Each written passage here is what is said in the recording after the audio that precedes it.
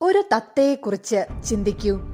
വർണ്ണാഭമായ ചിറകുകൾ, ആകാശത്ത് അതിവേഗം പറക്കാനുള്ള കഴിവ്, മനുഷ്യരുടെ ശബ്ദം അനുകരിക്കുന്ന മിടുക്ക്. പക്ഷേ ഈ തത്തയ്ക്ക് പറക്കാൻ കഴിയില്ല. പകൽ മുഴുവൻ മരങ്ങളുടെ നിഴലിൽ ഒളിച്ചിരിക്കും. രാത്രിയാകുമ്പോഴാണ് അതിന്റെ ജീവിതം ആരംഭിക്കുന്നത്.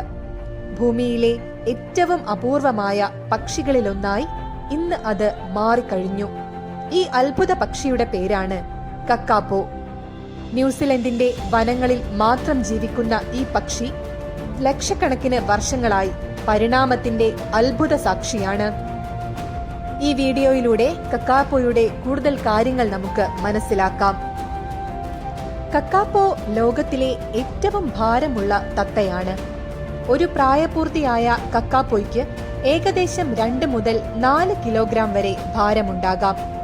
പറക്കാൻ ചിറകുകളുണ്ടെങ്കിലും ഇവയ്ക്ക് ശരീരഭാരം ഉയർത്താൻ കഴിയില്ല. അതുകൊണ്ട് തന്നെ നിലത്തുകൂടി നടക്കുകയും ശക്തമായ കാലുകൾ ഉപയോഗിച്ച് മരങ്ങളിൽ കയറുകയും ചെയ്യുന്നു. മുഖത്തിനു ചുറ്റുമുള്ള മൃദുവായ തൂവലുകൾ മൂങ്ങയെ ഓർമ്മിപ്പിക്കും. ഈ തത്ത രാത്രിയിലാണ് സജീവമാകുന്നത്. പഴങ്ങൾ, വിത്തുകൾ, പൂക്കൾ, മരങ്ങളുടെ മൃദുവായ ഭാഗങ്ങൾ എന്നിവയാണ് പ്രധാന ഭക്ഷണം. ഇലകളിൽ നിന്ന് പോഷക ഭാഗങ്ങൾ മാത്രം കടിച്ചെടുത്ത് ബാക്കി ഭാഗം ഉപേക്ഷിക്കും. എന്തുകൊണ്ടാണ് ഇവയ്ക്ക് പറക്കാൻ കഴിയാത്തത്? അതായത് ലക്ഷക്കണക്കിന് വർഷങ്ങൾക്ക് മുൻപ് ന്യൂസിലൻഡിൽ കരയിൽ ജീവിക്കുന്ന വലിയ വേട്ടക്കാരായ സസ്തനികൾ ഉണ്ടായിരുന്നില്ല. അതുകൊണ്ട് അപകടങ്ങളിൽ നിന്ന് രക്ഷപ്പെടാൻ പറക്കേണ്ട ആവശ്യം കക്കാപ്പോയ്ക്ക് ഉണ്ടായിരുന്നില്ല. ക്രമേണ ശരീരം വലുതാവുകയും ചിറകുകളുടെ പ്രാധാന്യം കുറയുകയും ചെയ്തു. കക്കാപ്പോയുടെ പ്രജനനം ലോകത്തിലെ ഏറ്റവും വിചിത്രമായ രീതികളിലൊന്നാണ്. ഈ സമയത്ത് ആൺ കക്കാപ്പോ ഉയർന്ന സ്ഥലങ്ങളിലേക്ക് കയറും. അവിടെ നിലത്ത് ചെറിയ കുഴികളുണ്ടാക്കി മണിക്കൂറുകളോളം ആഴത്തിലുള്ള ശബ്ദം പുറപ്പെടുവിക്കും. ഈ ശബ്ദം കിലോമീറ്ററുകൾ അകലെ വരെ കേൾക്കും.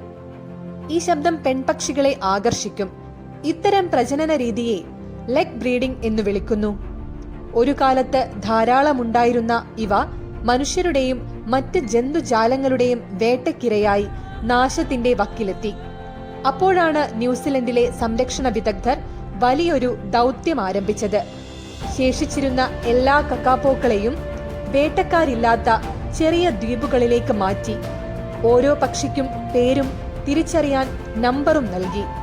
റേഡിയോ ട്രാൻസ്മിറ്റർ ഘടിപ്പിച്ച് ഓരോ ദിവസവും അവയുടെ ആരോഗ്യനില നിരീക്ഷിച്ചു. മുട്ടകൾ സംരക്ഷിച്ചു. ഈ ശ്രമങ്ങൾ കക്കാപ്പോയ്ക്ക് പുതിയൊരു ജീവിതം നൽകി. ഈ പക്ഷികൾ 60 മുതൽ 90 വരെ വർഷങ്ങൾ ജീവിക്കാൻ കഴിയുമെന്നാണ് വിദഗ്ധരുടെ അഭിപ്രായം. ഒരു ജീവിവർഗത്തെ സംരക്ഷിക്കാൻ മനുഷ്യർ ഒരുമിച്ച് പ്രവർത്തിച്ചാൽ അത്ഭുതങ്ങൾ സൃഷ്ടിക്കാനാകുമെന്ന് കക്കാപ്പോ തെളിയിക്കുന്നു. നിങ്ങൾക്ക് ഈ വീഡിയോ ഇഷ്ടമായാൽ ഈ ചാനൽ ഇപ്പോൾ തന്നെ സബ്സ്ക്രൈബ് ചെയ്യുക, ലൈക്ക് ചെയ്യൂ. Thank you all.